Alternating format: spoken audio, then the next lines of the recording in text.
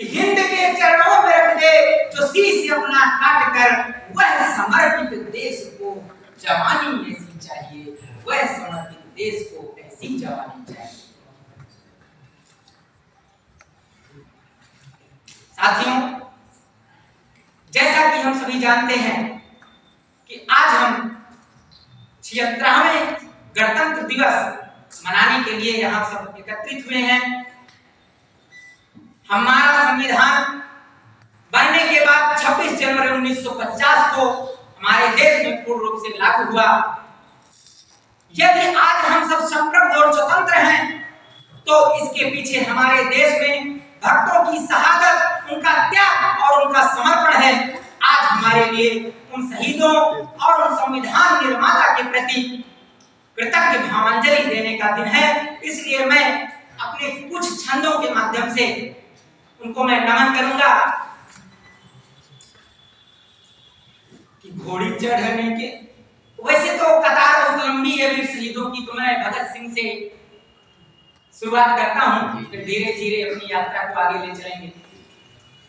कि घोड़ी चढ़ने की नहीं मनों में ललक रही, फांसी चढ़ने की चाव लिए बलिदानी था।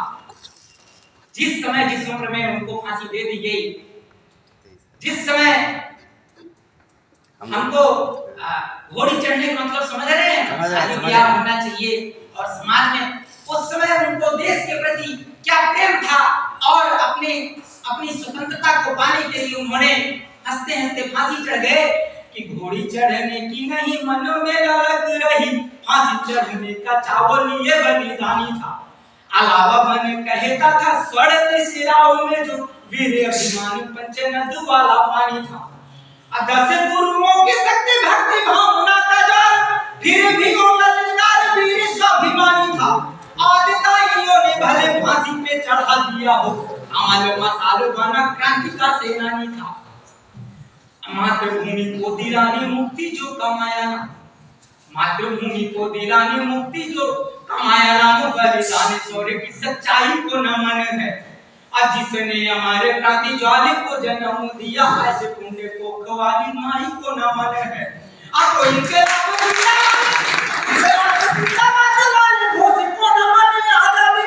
युद्ध के कन्हाई को नमन है और वरमान की बजाय फांसी को गले में डाला भगत क्रांतिकारी तरुणाई को नमन है, भगत क्रांतिकारी तरुणाई को नमन है।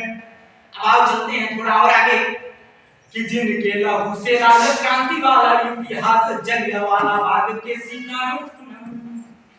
कि जिनके लहू से लाल क्रांति वाला इतिहास, जलियांवाला बाग के शिकारों को नमन है। शांति अहिंसा के हथियारों को नमन है और एक क्रांति के घर में के सितारों को नमन है।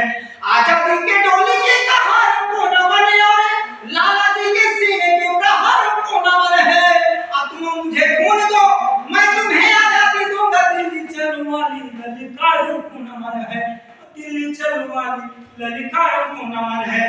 हमको उजाला देने के लिए जो बुझे उन्हें दीपों के पावन कतारों को नमन है।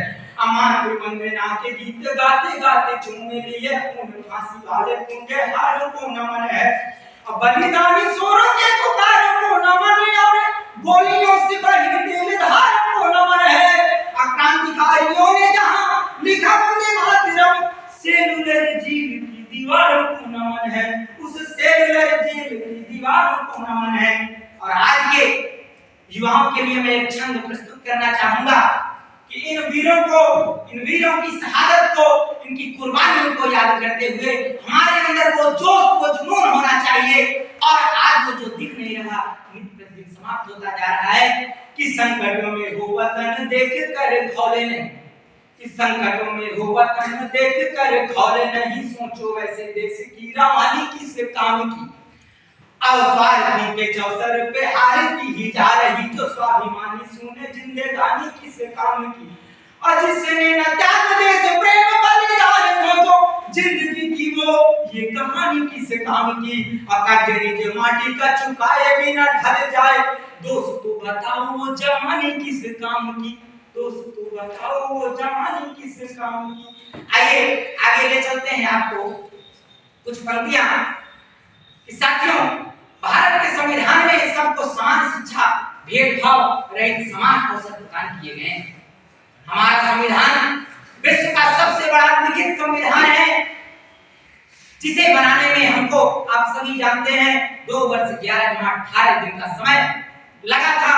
साथियों, अपने इस गणतंत्र, इस लोकतंत्र को मजबूत करने के लिए अपने कर्तव्यों को हमको जिम्मेदारी से निभाना होगा। संविधान तो बन गया है, संविधान के सारे नियम कानून हैं, लेकिन उसके कर्तव्य भी हैं। उन कर्तव्यों का हमें पालन, हमें मौलिक अधिकार के बारे में तो लगभग सबको पता है, हमारे अधिकार क्या होते हैं, लेकिन अपने कर्तव्यों को भी जान लेना चाहिए कि हमारे कर्तव्य क्या बनते हैं अपने राष्ट्र को आगे बढ़ाने के लिए, अपने संविधान को बचाने के लिए, अपने इस गणतंत्र को बचाने के लिए, लोकतंत्र को बचाने के लिए। तो हमें इस गणतंत्र पर, हमें राष्ट्रगान के समय केवल सावधान रहने या 2 मिनट एक जो भी 52 सेकंड खड़े होने से, सावधान रहने से हमारा कुछ होने वाला नहीं है। हमें 24 घंटों सावधान रहना होगा, हमें हर वक्त सावधान रहना होगा, हमें सावधान रहना होगा धार्मिक कट्टरता फैलाते हुक्मरानों से, राजनीतिक बेईमानों से हमें सावधान रहना होगा, विदेशी फंडिंग से पोषित आतंकवाद से, नस्लवाद से और हिंसा फैलाती अफवाहों से, नफरत की निगाहों से, मजहबी गुनाहों से, और हमें सतर्क व सावधान रहना होगा जातिवाद फैलाते मक्कारों से, जिस थाली में खाते उसी में छेद करते गद्दारों से। तब कहीं जाकर के हमारा लोकतंत्र एवं गणतंत्र महफूज एवं मजबूत होगा।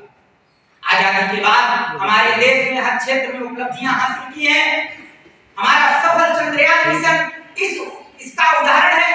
हमारी विदेशी निर्भरता भी घटी है, हम देख रहे हैं आज हमारे पास स्वदेशी फाइटर जेट हैं, स्वदेशी मिसाइलें हैं और स्वदेशी युद्ध टैंक हैं। लेकिन अफसोस इस बात का है कि आदमी चंद्रमा पर पहुंचने के बाद भी वह पृथ्वी में रह करके जीना नहीं सीखा है। और इसका उदाहरण है, जैसा कि आप देख रहे हैं रूस और यूक्रेन